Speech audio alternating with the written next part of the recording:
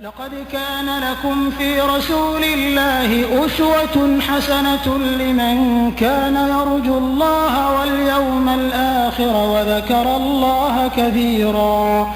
ولما رأى المؤمنون الأحزاب قالوا هذا ما وعدنا الله ورسوله وصدق الله ورسوله وما زادهم إلا إيمانا وتسليما.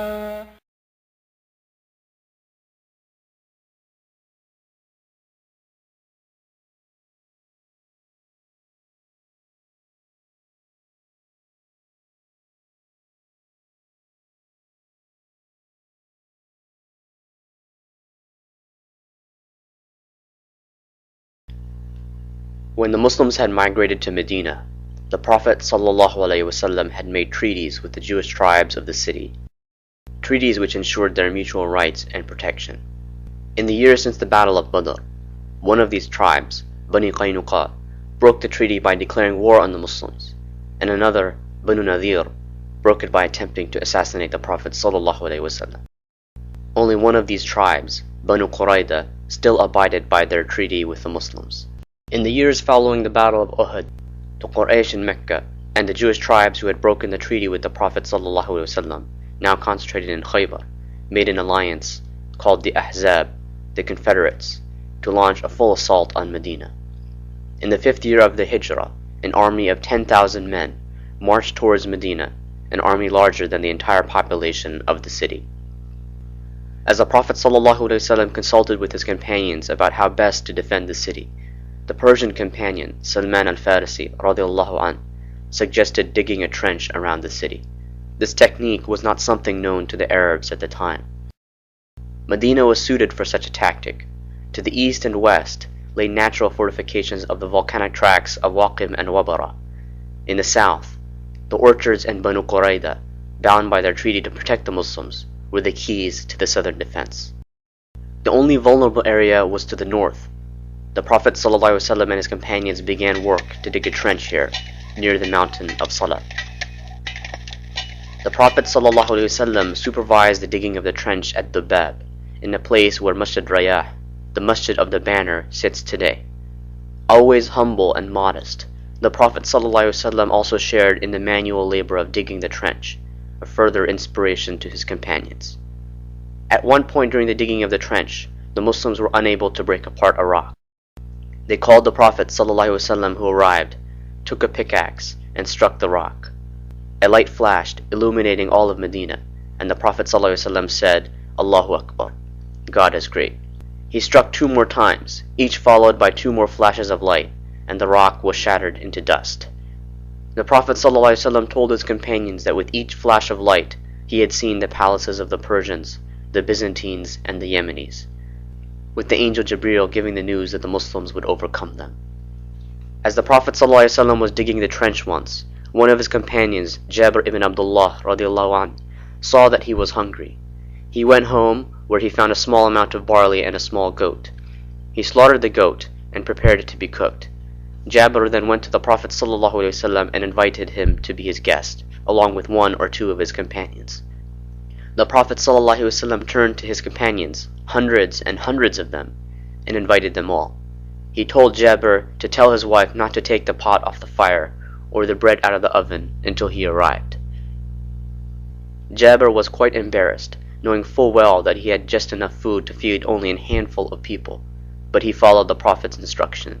When the Prophet ﷺ arrived at his house, he cut the bread and placed meat over it, and served each companion. The multitude of people came and were served to their full, with the meat in the pot and the bread in the oven never diminishing. This miraculous event occurred at the Masjid Bani Haram, named after the tribe that the companion Jabir ibn Abdullah belonged to. When the invading army of the Ahzab, the Confederates, arrived, they laid siege to the city of Medina, but they remained unable to cross the trench or breach the Muslim defenses. During the siege, the Prophet ﷺ prayed in several locations, including the area of Masjid Salman al-Farisi, which today incorporates several of the masajid that used to be known as Masjid al-Saba. The Prophet ﷺ also would go here to the cave of Bani Haram and spend the nights there at this location in prayer during the long siege. On another occasion at the same place, the Prophet ﷺ would make a long prostration out of thankfulness to Allah after he was informed that he would never be distressed on account of his community.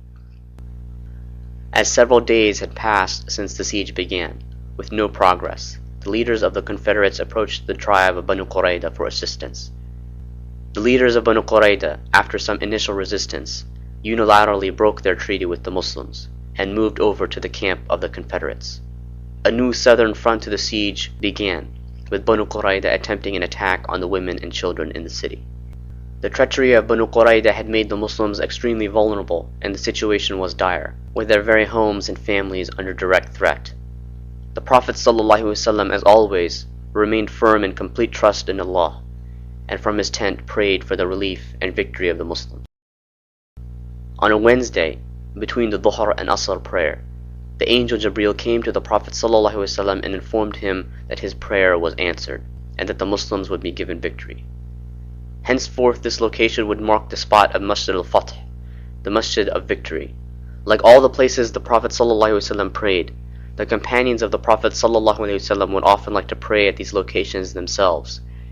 And the companion Jabir ibn Abdullah would say that later on in his life, whenever he faced hardship, he would come to this spot on Wednesday between Dhuhr and Asr and pray, and would find that his supplication was always answered. As the siege continued for nearly a month, the Muslims held firm and steadfast, knowing that if they continued to follow the guidance of Allah subhanahu wa ta'ala and His Messenger sallallahu alaihi wasallam, victory would ultimately be theirs. A man from one of the tribes of the Confederate forces, Nu'aym ibn Masud, who had secretly become a Muslim, then created suspicion and distrust amongst the different factions of the Confederates. As divisions between the factions of the Confederate forces began to materialize, extreme cold and strong winds overpowered the Confederate camp, blowing away their tents and supplies and frightening them. Facing these difficult conditions, it was now the Confederates who were vulnerable. The Confederates lifted the siege and left the city.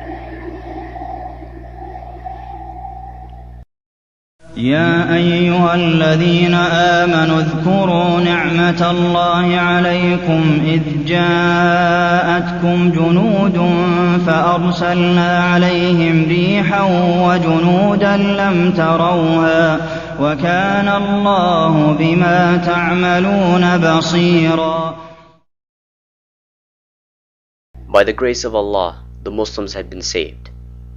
They had passed the test after learning their lesson at Uhud years earlier.